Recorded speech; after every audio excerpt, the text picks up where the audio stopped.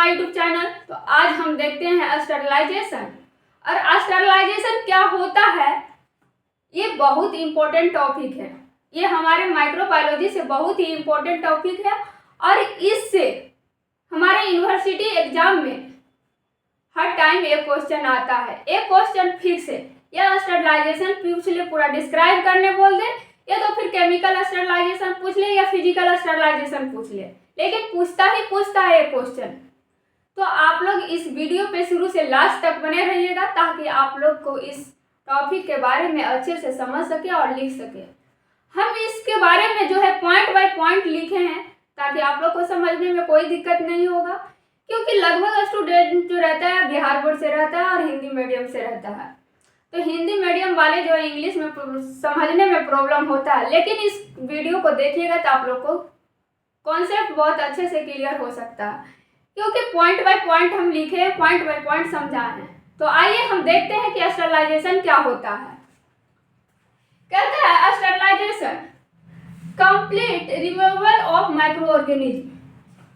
इसमें बोल रहा है कि complete removal all micro organism, जो भी बैक्टीरिया है, वायरस है, फंगी है, सारा इसमें क्या होता है, नष्ट हो जाता है, यानी डिस्ट्रॉय हो जाता है, रिमूव हो जाता है। तो फिर हम इसका अगले पॉइंट भी देखते हैं। क्या कहता है, include bacteria, virus, fungi and spores. और इसमें जो भी बैक्टीरिया रहता है, वायरस रहता है, फंगी रहता है, स्पोरेज रहता है, सारा क्या होता है, डिस्ट्रॉय हो जाता है, रिमूव हो जाता है। तो हम अभी भी पहले इसे बताए थे इसी पॉइंट में कि complete removal of micro organism, मतलब जो भी रहता है सब कंप्लीट रिमूव हो जाता है। फिर इसका अगले पॉइंट में देखिए, कहता है makes on object completely germ free. और इसमें जो भी रहता है कंप्लीटली जर्म फ्री, जो भी पैथोजेंस होता है सारे क्या होता है, नष्ट हो जाता है, डिस्ट्रॉय हो जाता है। फिर इसके अगले में देखिए कि use in medical and laboratory setting. और ये जो इसका यूज जो रहता है हमारे मेडिकल में, हॉस्पिटल में, क्लिनिक में, लैब में, जहाँ ब्लड टेस्ट होता है, हर जगह क्या होता है, जरूरी से जरूरी इसका आवश्यक पड़ता है, बहुत ज़्यादा इसका जरूरत पड़ता है। तो देखिए फिर कहता है in short chance of infection, मतलब इसमें जो है कंप्लीट इंश्योर हो सकते हैं कि जो है इन्फेक्शन जो है डिस्ट्रॉय हो गया है, खत्म हो गया है।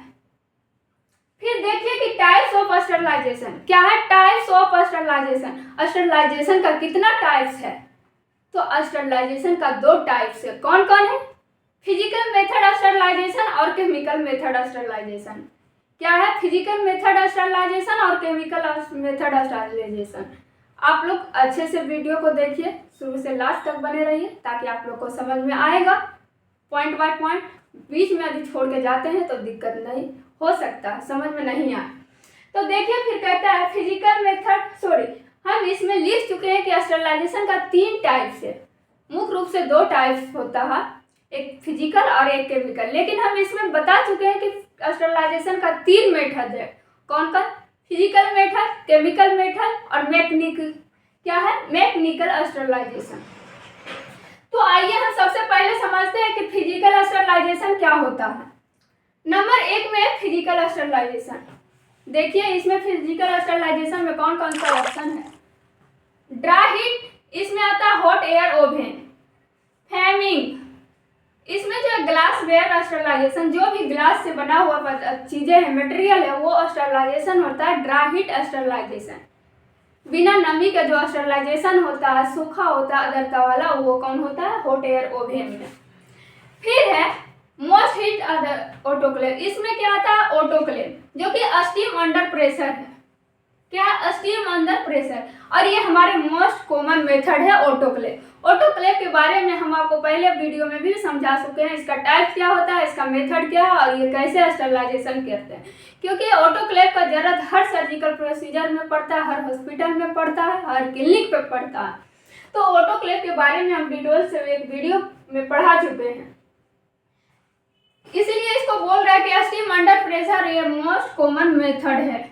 फिर रेडिएशन, यूवी रे, जो कि हमारे सूर्य के प्रकाश से होता है, वो क्या होता है, रेडिएशन स्टरलाइजेशन कहलाता है। सरफेस स्टरलाइजेशन, फिल्ट्रेशन, इसमें जो होता है used for heat, sensitive liquid vaccine, जो भी वैक्सीन होता है उसका स्टरलाइजेशन इन्फेक्शन से सुरक्षित रखते हैं, वो किसी होता है फिल्ट्रेशन होता है। देखिए फिर हम देखते हैं कि केमिकल मेथड ऑफ स्टरलाइजेशन क्या है। क्या देखेंगे, केमिकल मेथड ऑफ स्टरलाइजेशन क्या है। तो इसमें कहता है uses of mechanical to all micro organism. इसमें जो है जितना भी केमिकल माइक्रो ऑर्गेनिज्म है सारा ही क्या होता है, डैमेज हो जाता है, डिस्ट्रॉय हो जाता है। इंक्लूडिंग स्पोरेज, किस ऑल ऑर्गेनिज्म इंक्लूडिंग स्पोरेज, जितना भी माइक्रो ऑर्गेनिज्म है वो तो डिस्ट्रॉय हो जाता ही है, लेकिन इसके साथ क्या होता है, स्पोरेज भी रिमूव हो जाता है। फिर कहता है वर्क टू लो टेम्परेचर, और ये जो क्या होता है बहुत ही कम टेम्परेचर में स्टरलाइजेशन होता है। कौन, तो chemical method sterilization.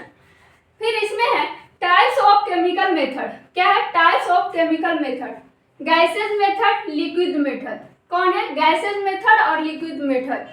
Gases method में कौन कौन सा ऑप्शन होता है, इथाइलिन ऑक्साइड, फॉर्मल्डिहाइड गैस।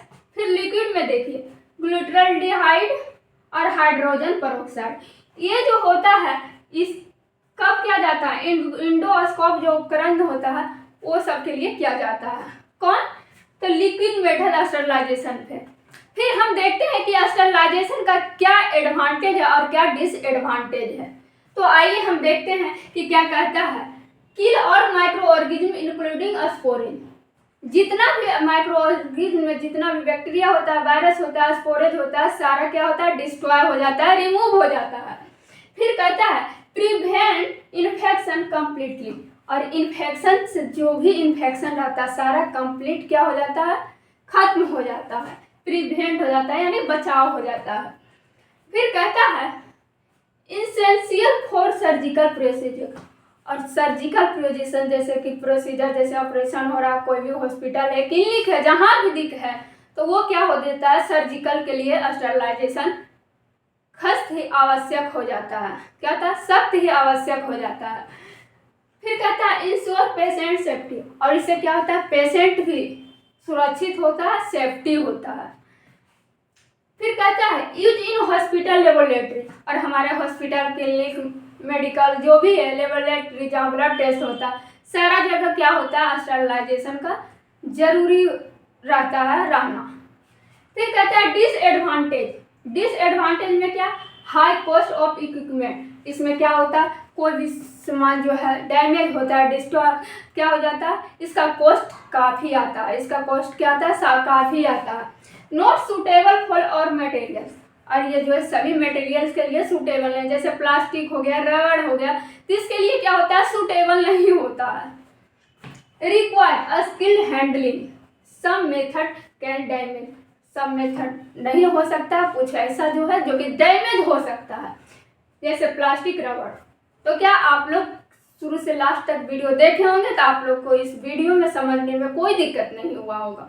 यदि दिक्कत हुआ होगा तो आप लोग हमारे कमेंट बॉक्स में कमेंट कीजिए ताकि उसका सॉल्यूशन हम आपको दे सकें। और आप लोग को वीडियो अच्छा लगा है तो ज़्यादा से ज़्यादा शेयर कीजिए, लाइक कीजिए, सब्सक्राइब कीजिए। जय हिंद, जय भारत।